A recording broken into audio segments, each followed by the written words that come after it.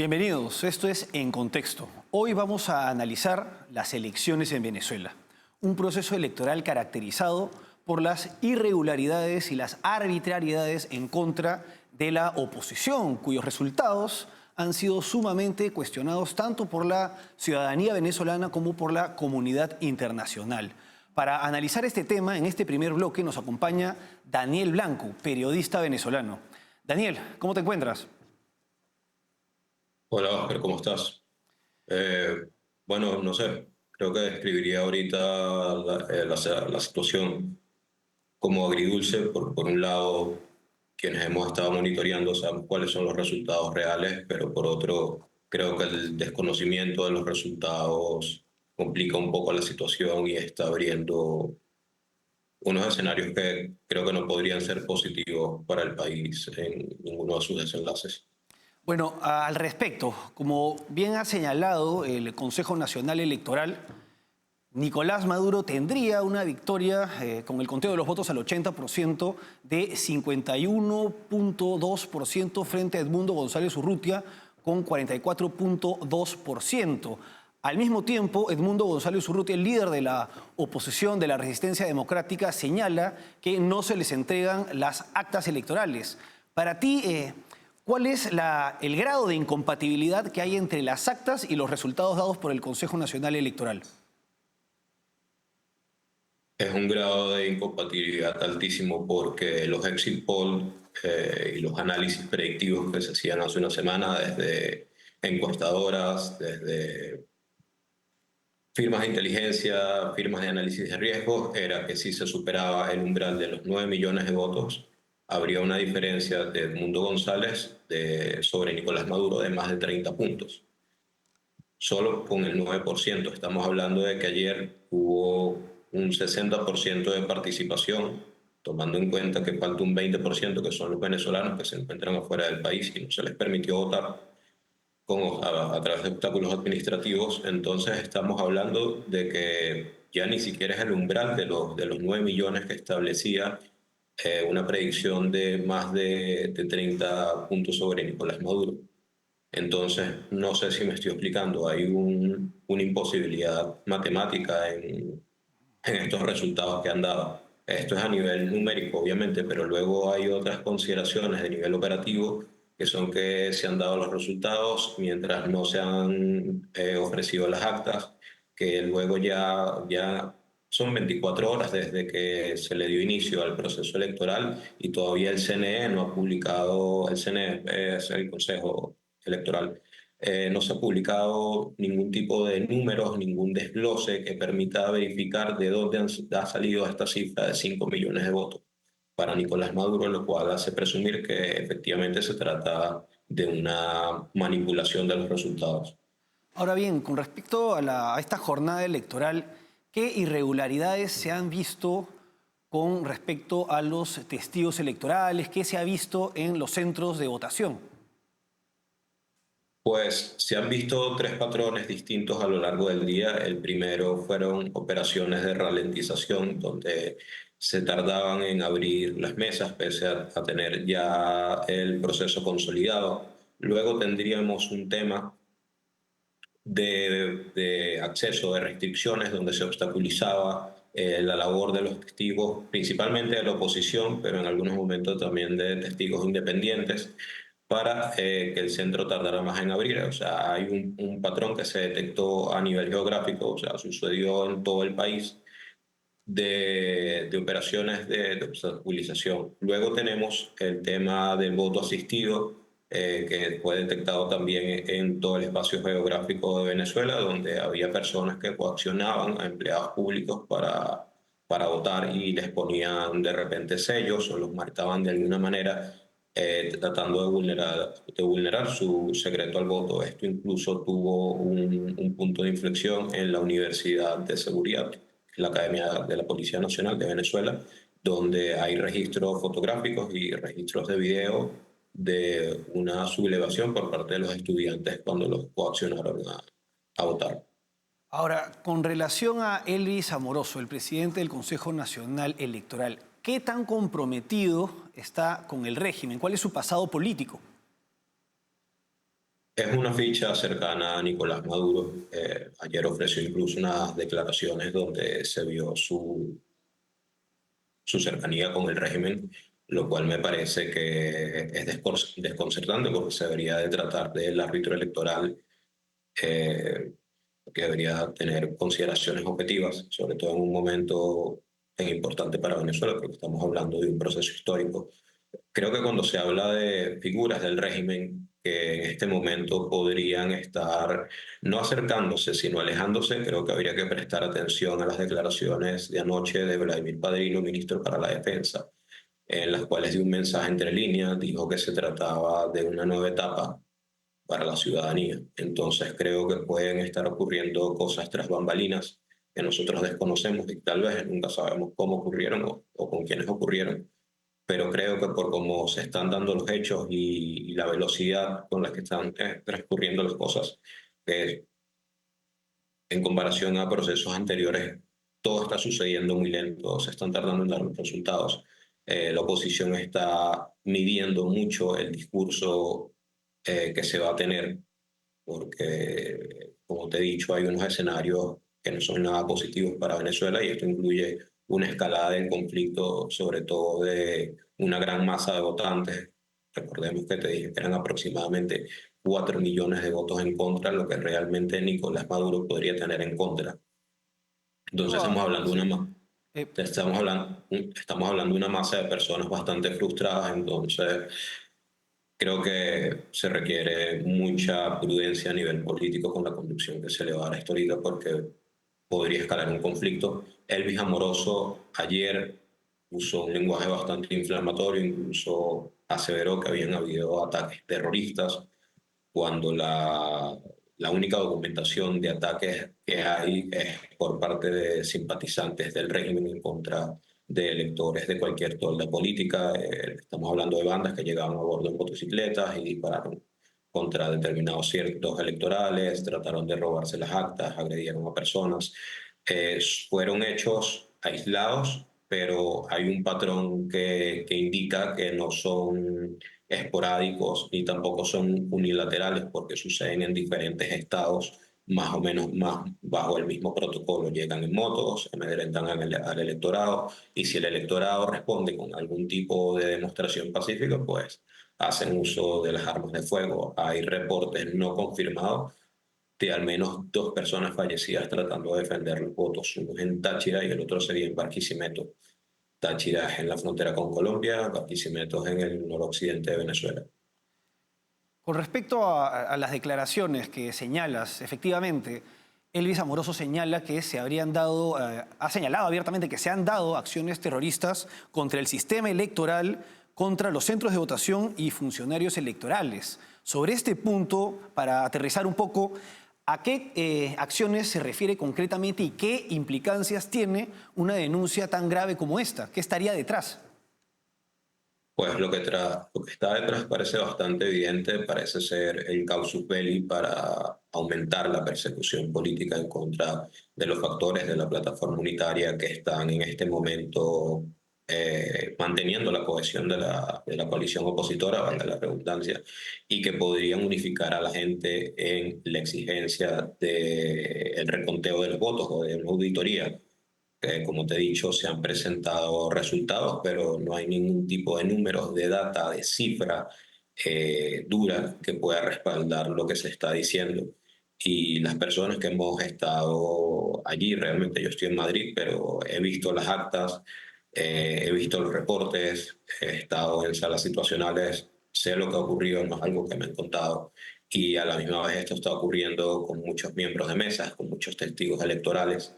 Entonces, creo que hay un esfuerzo considerable de ciertos factores del régimen, como te he dicho, hay unos que creo que están buscando una salida hacia la transición que tenga garantías políticas, evidentemente, y les permita quedarse en la oposición, mientras que hay otros que simplemente están apostando por el todo o nada a través de la represión y de la violencia. Estas denuncias de supuestos atentados terroristas, como te digo, primero buscan establecer un casus belli para poder proceder contra la oposición y segundo, creo que son una especie de operación de esa información para poder justificar los retrasos que se dieron ayer en la totalización de los votos y además en las irregularidades que se suscitaron en horas de la noche en los centros de votación.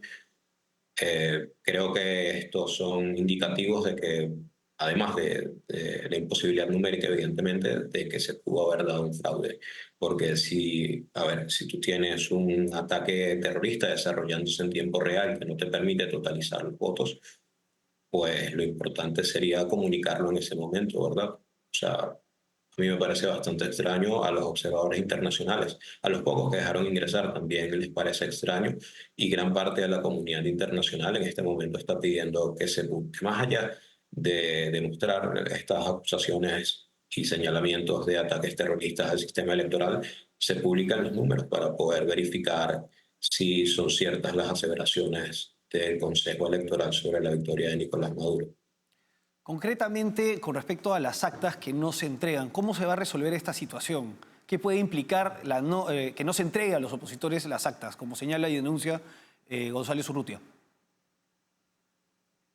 Creo que es un escenario desconocido porque, como te comentaba, la oposición creo que está manejando con mucha cautela el tema del electorado, pero mi apreciación es que puede haber demostraciones grandes de presión ciudadana. Esto podría modificar la cohesión del régimen. Creo que podrían haber factores que tomen unas decisiones u otras dependiendo de la magnitud de estas demostraciones. Para ser más concreto, estamos hablando de protestas. No te podría decir si serían organizadas, convocadas o si sería de repente algo más atomizado y orgánico, pero es algo que puede ocurrir porque esta gente, es lo que te comentaba precisamente, la gente que ha tenido las actas en la mano, es la gente que ha contado papeleta por papeleta y sabe cuáles son las cifras reales. Incluso ayer hubo una estrategia que me pareció bastante acertada por parte de la misma ciudadanía, que era que las actas, a pesar de que no se debería hacer esto, bueno, les tomaron fotos y las fueron publicando. Entonces ya hay un registro fotográfico de lo que eran las tendencias de voto ayer, y casi todas las papeletas, casi todas las actas muestran brechas de miles entre Edmundo González y Nicolás Maduro. Y ni hablemos de los colaboradores del régimen que también se presentaron en un intento de dividir el voto opositor y al final creo que no han sacado ni un 1%. Daniel Blanco, periodista venezolano. Daniel, muchas gracias por acompañarnos. Gracias a ti. Vamos ahora a una pausa y seguimos.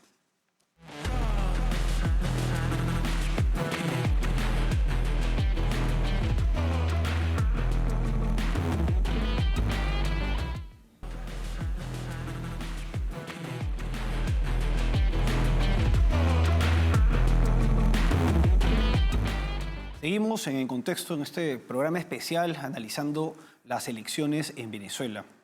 Ahora nos acompaña César Sabas desde Toulouse, Francia, quien es analista político y geopolitólogo. Además nos acompaña desde Washington César Augusto Báez, quien es analista político. César y César Augusto, ¿cómo están? Muy bien. Hola, por acá. muchas gracias por la invitación. Gracias por acompañarnos. Bueno, para los dos, ¿qué tan creíbles son los resultados de estas elecciones? Empecemos contigo, César. Bueno, no son absolutamente nada creíbles. De hecho, en programas pasados, cuando he sido entrevistado, ya yo advertía que esto iba a culminar inevitablemente con un fraude electoral, un fraude masivo. El régimen puede hacer cualquier tipo de fraude. Hay que tener en consideración que quien hace el conteo de votos es el Consejo Nacional Electoral, que para efectos prácticos hoy en día es una institución más del propio régimen chavista. De hecho, su presidente, Elvis Amoroso, ha sido en ocasiones pasadas diputado por el Partido Socialista Unido de Venezuela.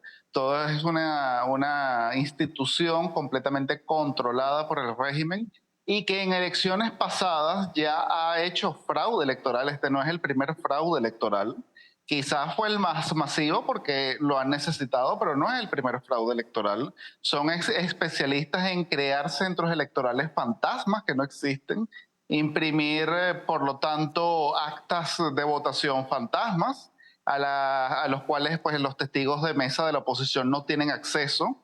Han hecho todo un sistema fraudulento que impide que de alguna u otra forma esto pueda ser considerado un proceso electoral transparente.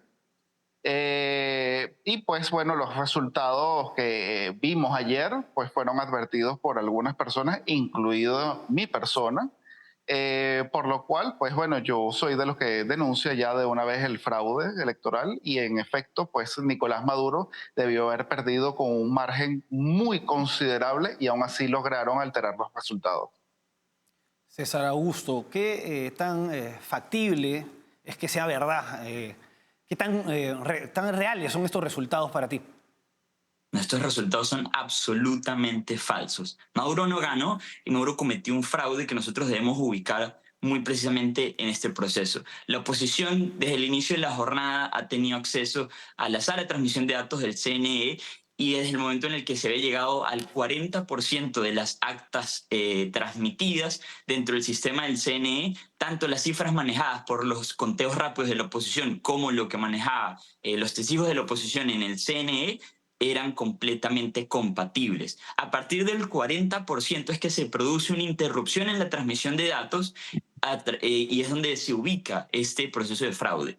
Porque en las actas a las que la oposición ha tenido acceso, que las actas de escrutinio son una copia que cada máquina electoral emite al final de la jornada, cuando se cierran, esta acta tiene un código QR que refleja absolutamente toda la información, la ubicación de la mesa, el estado, el municipio, además de eso el resultado, y esas son actas que en el momento de cerrar, se verifican por las personas que están allí presentes respecto al conteo de la mitad de las cajas electorales con los votos.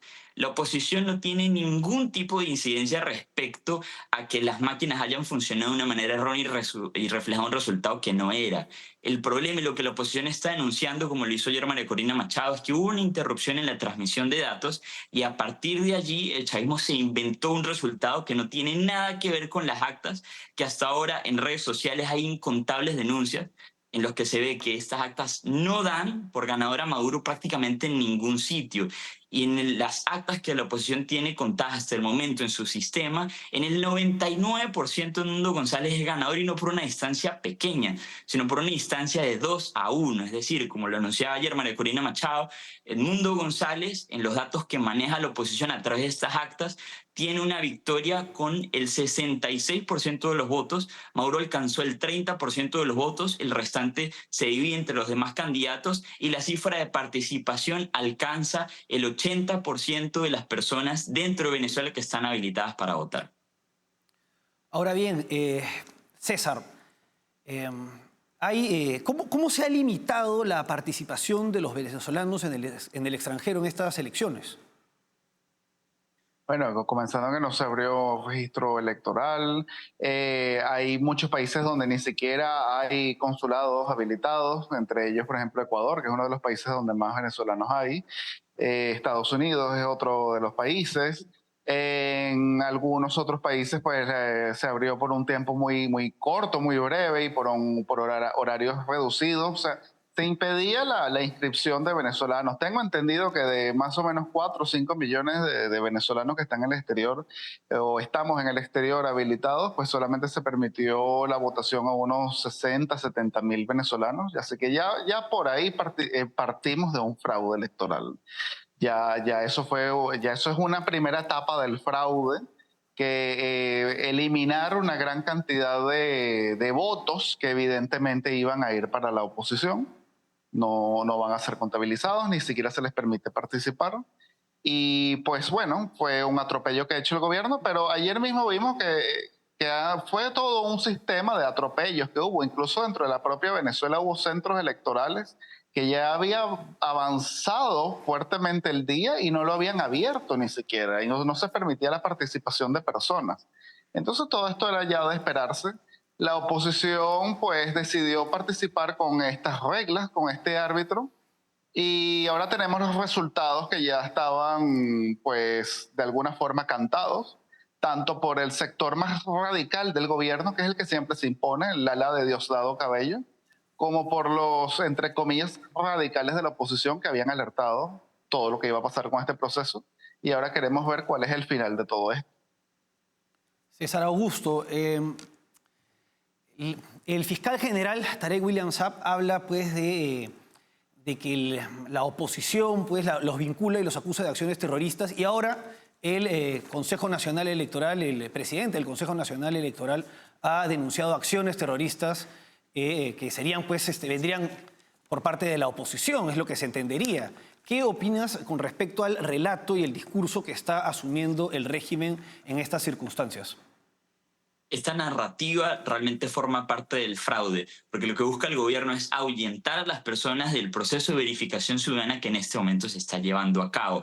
Cuando las personas ven que en un centro de votación cercano a ellos hay un tiroteo y una persona fallece, como ocurrió ayer en Patecitos en el estado Táchira, pues obviamente las personas buscan su seguridad y se retiran, no se permite acompañar entonces a los testigos, y aquí es donde se cercena el derecho que tenemos a participar en la verificación obteniendo las actas de escrutinio que son vitales para este proceso. Pero la realidad es que no es algo nuevo dentro del chavismo, están utilizando a grupos armados irregulares, están utilizando a los colectivos para infundir todo este temor, y al contrario, lo que nosotros vemos por parte de María Corina Machado, por parte de Edmundo González, es un llamado a participar en familia de manera pacífica en estos procesos que se están llevando todavía a cabo en Venezuela en este momento, y sobre todo a entender lo que dice María Corina, de que llamar a la verdad no puede ser sometido a este chantaje de que está buscando violencia.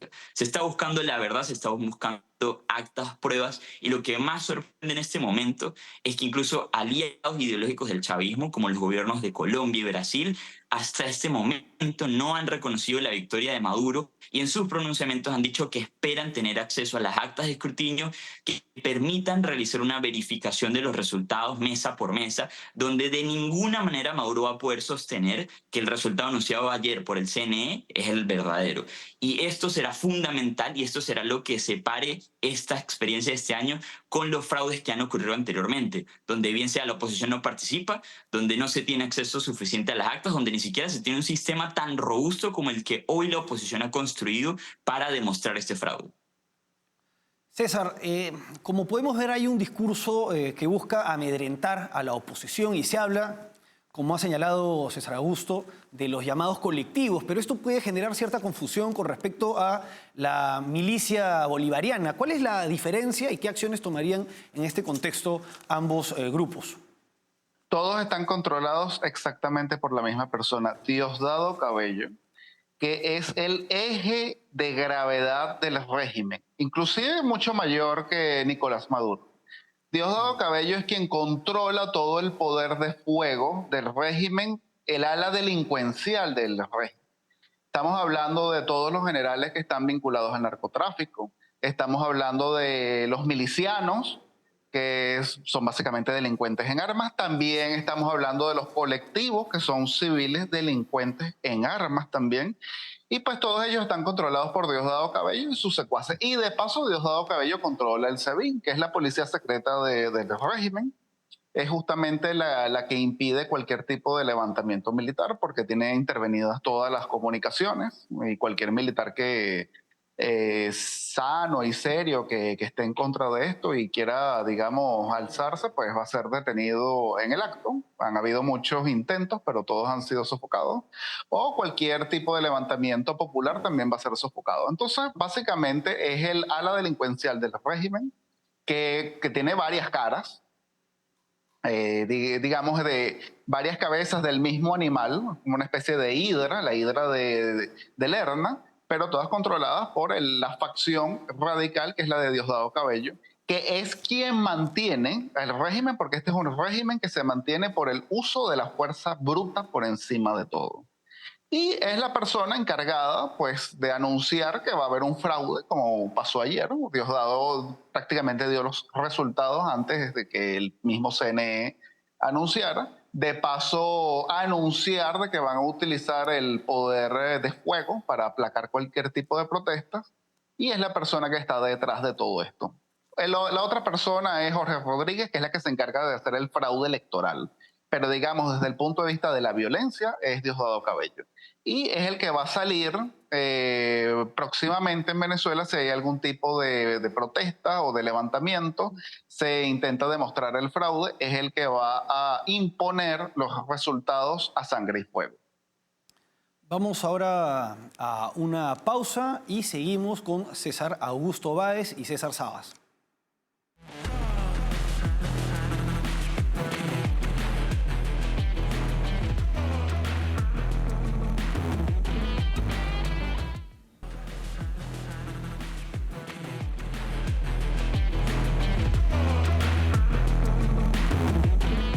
Seguimos en la edición especial en Contexto, analizando las elecciones en Venezuela, acompañados de César Sabas, geopolitólogo, y César Augusto Báez, analista político. César Augusto, ¿qué acciones va a tomar ahora la oposición ante estas circunstancias? Si esto es lo más importante y tenemos que recalcarlo, la oposición no está de brazos cruzados, no está esperando que ocurra algo, sino que activamente está llevando a cabo un conteo paralelo a través de las copias de las actas de escrutinio a la cual tuvieron acceso los testigos al finalizar la jornada. Esto nos va a permitir por primera vez tener acceso a los números concretos y al resultado real de la elección. Este resultado y esta demostración de fraude es vital para que los aliados a nivel internacional puedan presionar al chavismo. Y esta parte es necesario recordar. Tenemos a aliados ideológicos del chavismo, aliados cercanos del chavismo históricamente, presionando porque esta auditoría se dé y por tener acceso a todas las actas de escrutinio, incluso algunas que no fueron capaces de ser obtenidas por la oposición, bien sea por chantaje, por violencia, por amedrentamiento, incluso por la negativa de los miembros de mesa leales al gobierno o los militares que estaban presentes en los centros de votación. Entonces, la oposición está llevando a cabo este conteo paralelo con un mecanismo robusto al cual nunca se había tenido acceso anteriormente y vamos a tener cifras reales en los próximos días. ¿Quién validaría este conteo paralelo de las actas? César Augusto.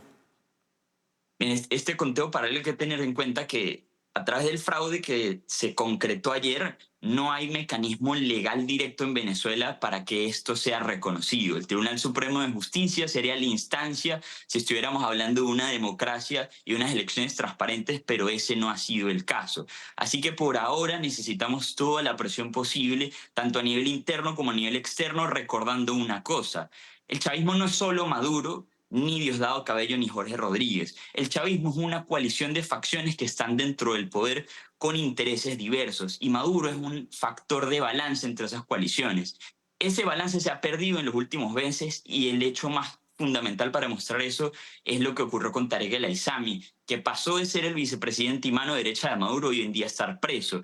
Dentro de ese sistema nadie confía en nadie y a pesar de que hay una clara narrativa que se impone, que es la de aferrarse al poder cueste lo que cueste, hay facciones diversas que entienden que esto es un dilema del prisionero, en el cual la persona que está dentro del juego necesita tener una vía de escape en el peor escenario. Y debemos interpretar este resultado de ayer no como el hecho de que el chavismo ganó, porque no lo hizo, sino se están comprando más tiempo porque saben que la prueba del fraude va a venir.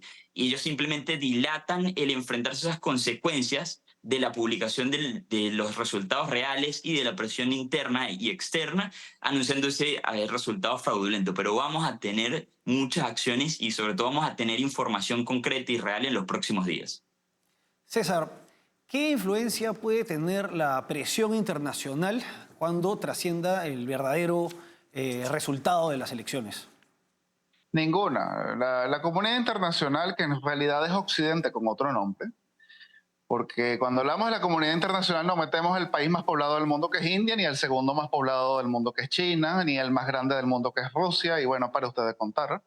Pero bueno, cuando hubo los acontecimientos de Guaidó, que fue reconocido como presidente por más de 50 países, fue reconocido por lo que llamamos la comunidad internacional.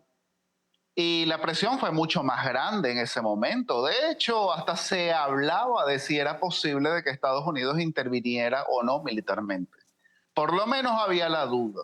Y aún así, el régimen se mantuvo firme, monolítico, duro, hasta el final. Y triunfó, porque utilizó la fuerza bruta para, digamos, aplastar cualquier tipo de manifestación, cualquier tipo de oposición.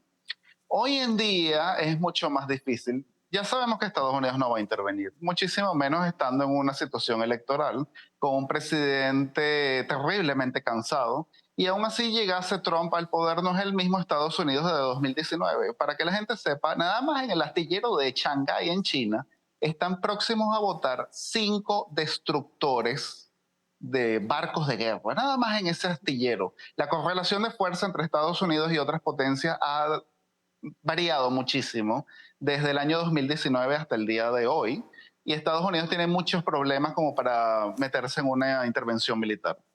Y las sanciones han fracasado. Así que lamentablemente hoy en día no veo ningún tipo de presión que pueda sacar al régimen del poder. Yo sí soy de los que creen, y lo afirmo, el chavismo hay que verlo únicamente como la pareja presidencial, es decir, Maduro y Cilia, Diosdado Cabello y los hermanos Rodríguez. Todo lo que esté fuera de ellos, que son la plana mayor del régimen, es susceptible a caer en el calabozo, ser perseguido y caer en el olvido. Como pasó con la fiscal general Luisa Ortega Díaz, como pasó con el ministro de Petróleo Edgar Ramírez, o como pasó precisamente con el superministro Tarek El Aizami, que hoy en día está en un calabozo.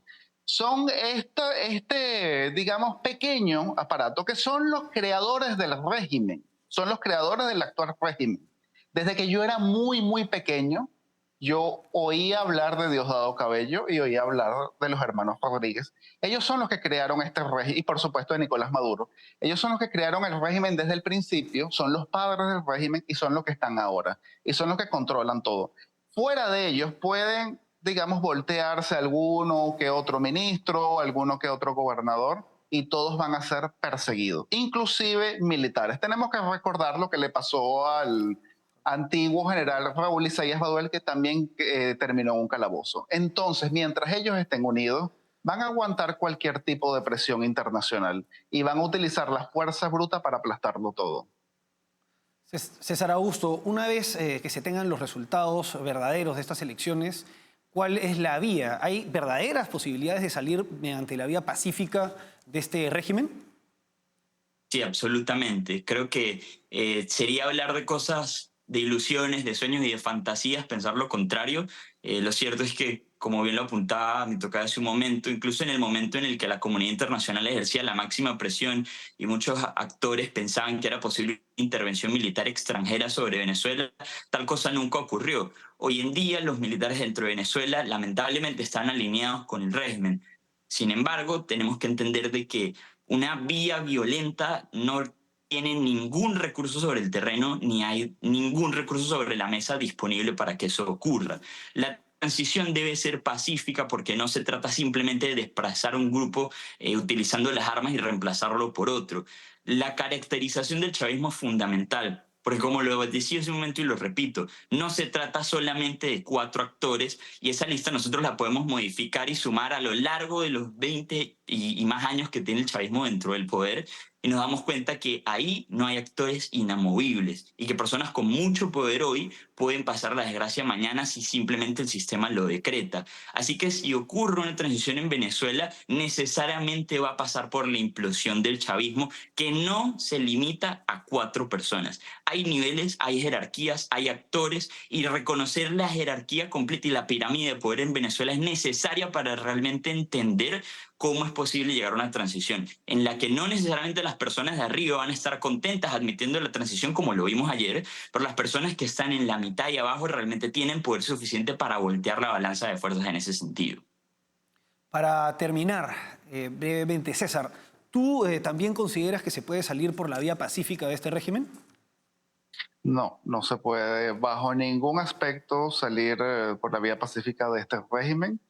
Las personas que tienen más poder en Venezuela y, en mi opinión, monopolizan el poder es el ala violenta del régimen, que ha cometido demasiados crímenes, que de paso tienen en su nómina a una serie de funcionarios públicos que también han cometido una serie de crímenes y no se pueden permitir por nada del mundo, entiéndase, por nada del mundo, la salida del régimen, bajo ningún aspecto, porque serán juzgados, sea internamente o sea internacionalmente. Y van a utilizar el poder de fuego que tienen para aplastar cualquier tipo de disidencia. Puede que haya alguno que otro actor que sí pueda darse el lujo de negociar o de ver una especie de vida siendo opositor en Venezuela, pero quienes tienen el poder de fuego, y aquí estamos hablando de una dictadura violenta, no van a ceder el poder pacíficamente, bajo ninguna circunstancia. César Augusto Báez, analista político, y César Sabas, geopolitólogo. César Augusto, César, muchas gracias por acompañarnos. Muchas gracias a usted. Gracias, siempre es un gusto. Vamos ahora a una pausa y volvemos.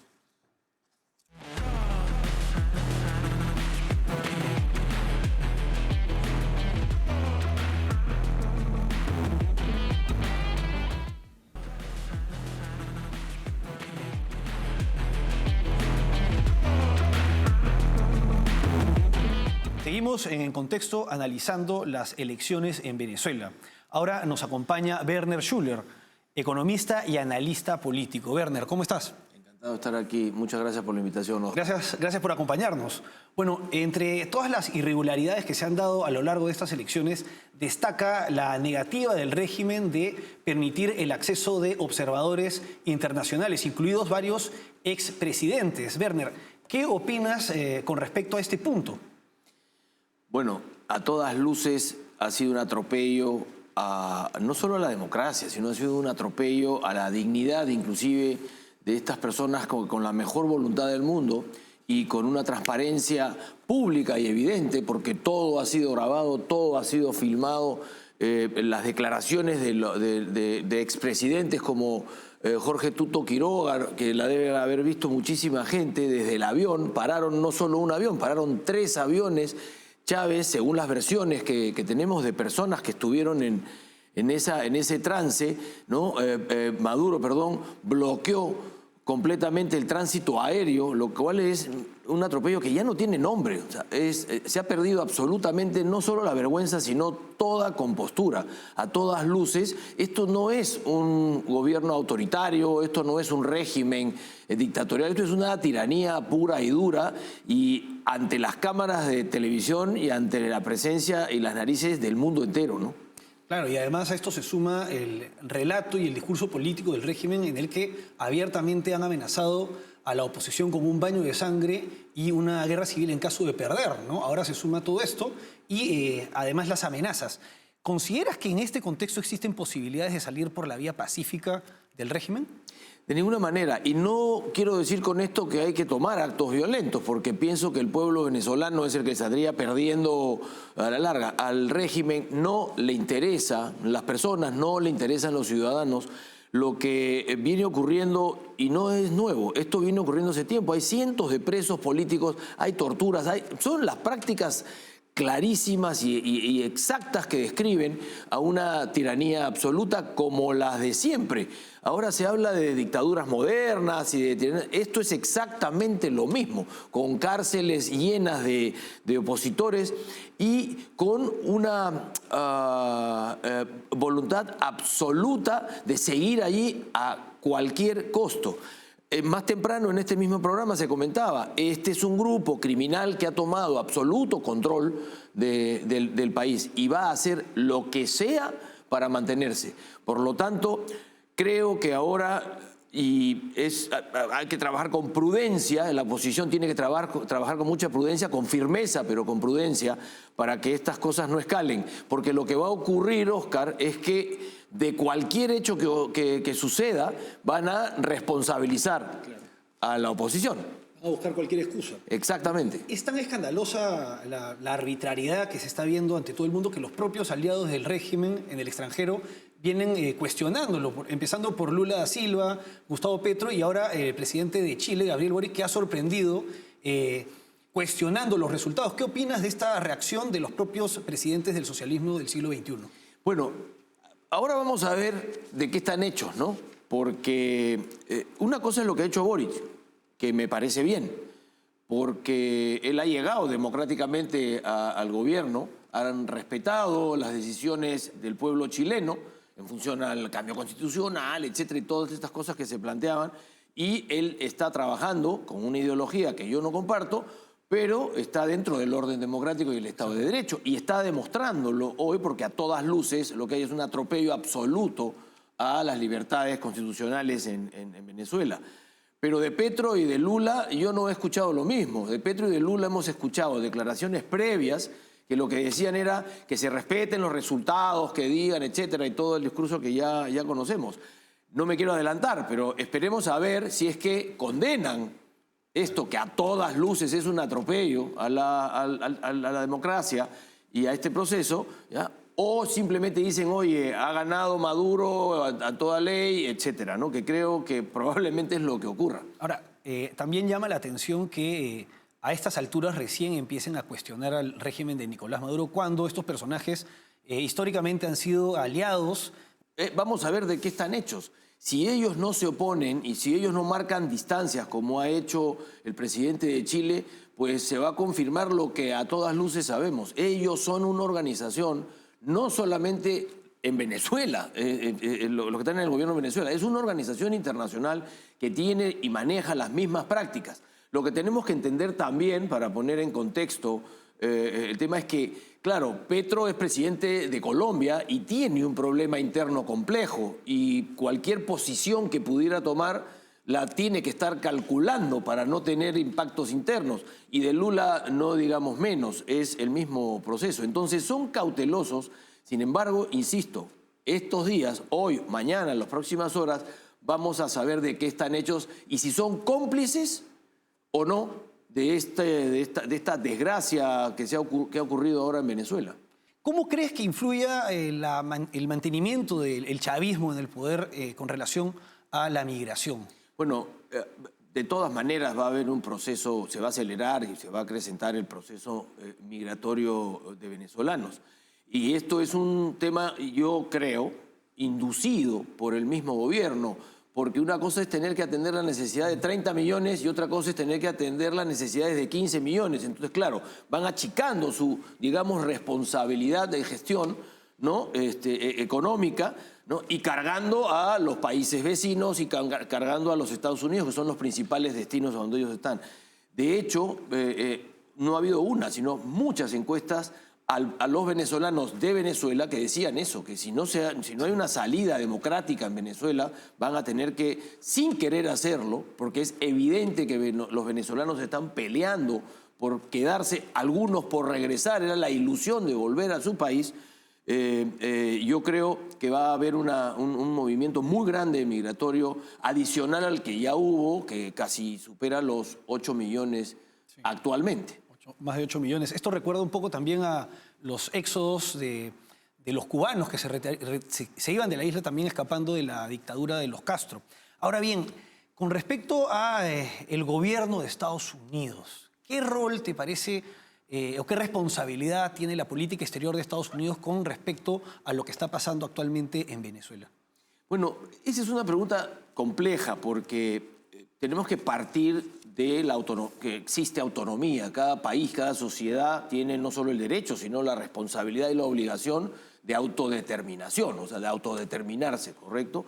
Entonces, en el papel y, digamos, en el análisis simple, no podemos responsabilizar a ningún país extranjero de lo que ocurre en Venezuela. Pero desde el punto de vista geopolítico, la responsabilidad es tremenda. Y yo no hablaría del gobierno, no hablaría de los Estados Unidos, sino hablo práctica y específicamente de la administración Biden. La administración Biden no solamente ha sido errática, yo me atrevo a decir que hasta hay un grado de complicidad con este grupo criminal que tiene subyugado bajo una tiranía y violenta además a Venezuela. Hay intereses clarísimos creados, yo no voy a entrar a discutir ese espacio, pero está claro que como ha actuado la administración Biden, ¿no? Es de manera connivente con la tiranía de Maduro y su grupo en Venezuela. Ahora, y a esto se suma que cada vez hay mayor influencia de regímenes autoritarios en la región, como es Rusia, Putin, China y también Irán. ¿Cómo ves esto? Incluso en su discurso por el aniversario de la declaración de independencia de Venezuela, Nicolás Maduro dijo que contaba con estos países como aliados. ¿Cómo ves el ingreso y el aumento del grado de influencia de estos regímenes en América Latina? Bueno, es tremendo, ¿no? Y nos estamos olvidando de quien lidera la región ideológicamente desde hace décadas y que es el padre, digamos, o donde viene la corriente que ha construido este régimen brutal en Venezuela, que es Cuba, ¿no? A través de Cuba se han infiltrado organizaciones y se han infiltrado socialmente los países de América Latina. Nicaragua es evidente y lo de Venezuela es clarísimo. Entonces, la alianza que existe genera un bloque internacional. Por eso hablamos de geopolítica. Y además, no es novedad que ha habido nacionalizaciones de última hora en Venezuela en la que iraníes, ¿no? y otros extranjeros han votado en las elecciones actuales. Por lo tanto, es clarísimo. Por eso digo que la responsabilidad del régimen de la administración Biden, ¿no? es tremenda y es muy importante. Yo no quiero dejar de felicitar y admirar profundamente a María Corina Machado y a Edmundo González, que están arriesgando su vida. Esto lo hemos comentado hace tiempo, pero están arriesgando su vida diariamente en Venezuela. Entonces, solo para resumir, esto es un problema que trasciende al problema exclusivo venezolano, ¿no? Es un tema de geopolítica muy complejo y tiene que ver con estos dos bloques. Los bloques autoritarios, los bloques tiránicos y el mundo libre. Hay cuestionamientos y vínculos del PSOE con respecto al régimen bolivariano. Por ejemplo, el caso del expresidente José Luis Rodríguez Zapatero, que es miembro del Grupo de Puebla y que es de alguna manera una de las personas que más se ha dedicado a blanquear al régimen de Nicolás Maduro. ¿Qué opinas con respecto a este personaje y a un partido supuestamente socialdemócrata avalando a través de este personaje a esta tiranía? A ver, yo sí quisiera hacer una diferencia ahí porque yo no creo que es el PSOE como partido. El PSOE está tomado, digamos, liderado por una cúpula que sí tiene esta tendencia chavista. Es más, son producto de esa tendencia chavista. Rodríguez Zapatero es un miembro activo del régimen de Maduro, asesor y públicamente reconocido. Ha estado en Venezuela hasta hace muy poco, antes de este proceso. Entonces, haciendo esa diferencia entre el PSOE y este grupo, esta cúpula que ha tomado control del partido, que está más vinculada con chavistas que sí son chavistas químicamente puros, como Sumar o Podemos, ¿correcto? Entonces, definitivamente son parte de esta misma estructura. Y lo que quieren hacer es, en España, valga el comentario, quieren hacer lo mismo que en Venezuela. Eso está quedando claro. Están pateando el Estado de Derecho en Venezuela cada vez que pueden. Entonces, por supuesto que esto ayuda y beneficia dramáticamente al régimen tiránico de Maduro. Vamos ahora a una pausa y volvemos con este análisis de las elecciones en Venezuela.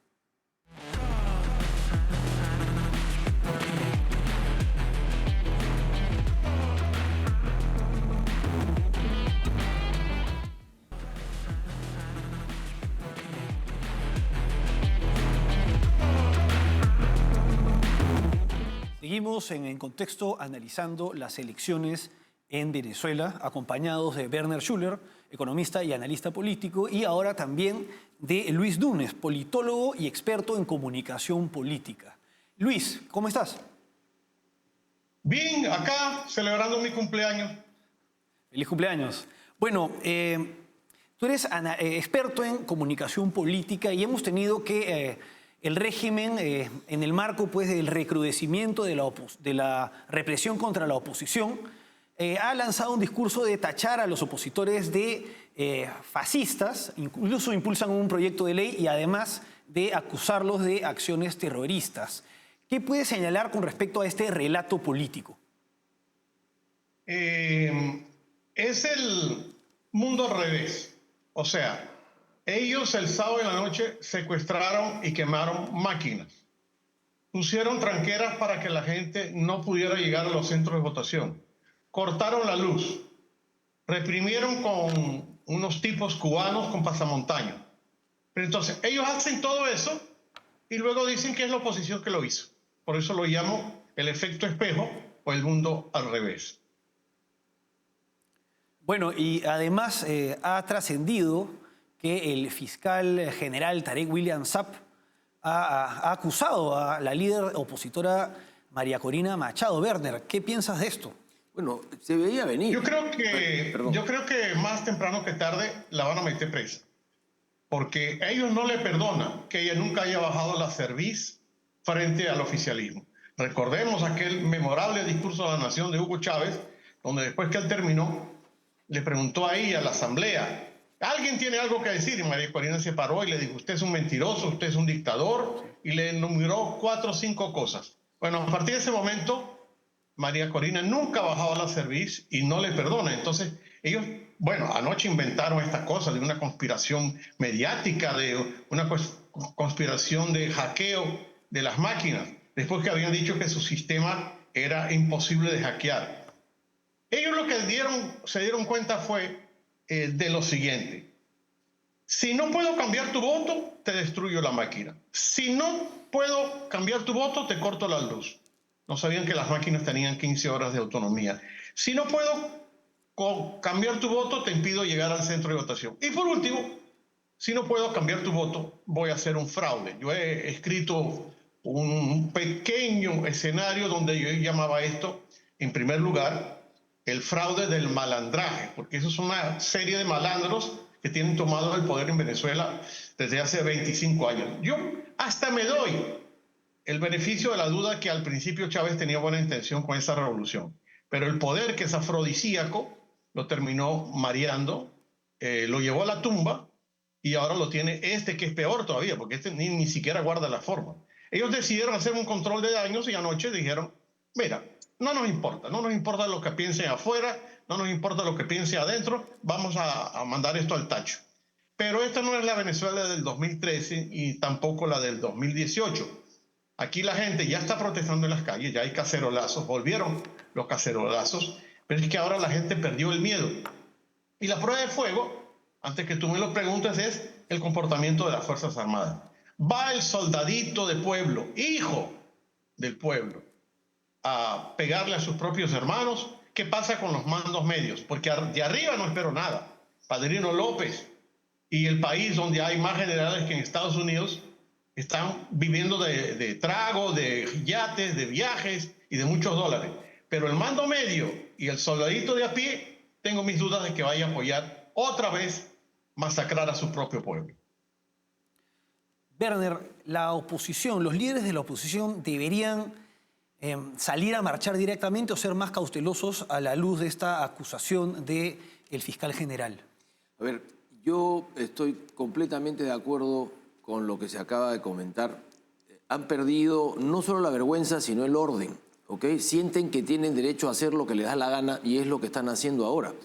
Y no necesitas un ejército completo para violentar a la sociedad. Basta con una estructura, ¿no? De 700, 800, 1000 tipos preparados para ir apagando estos focos en cuanto a manifestaciones y este tipo de cosas. Entonces, yo lo que digo es, no me atrevo a hacer una recomendación, pero lo que sí creo es que la oposición y sobre todo los líderes de la oposición están corriendo un gravísimo riesgo.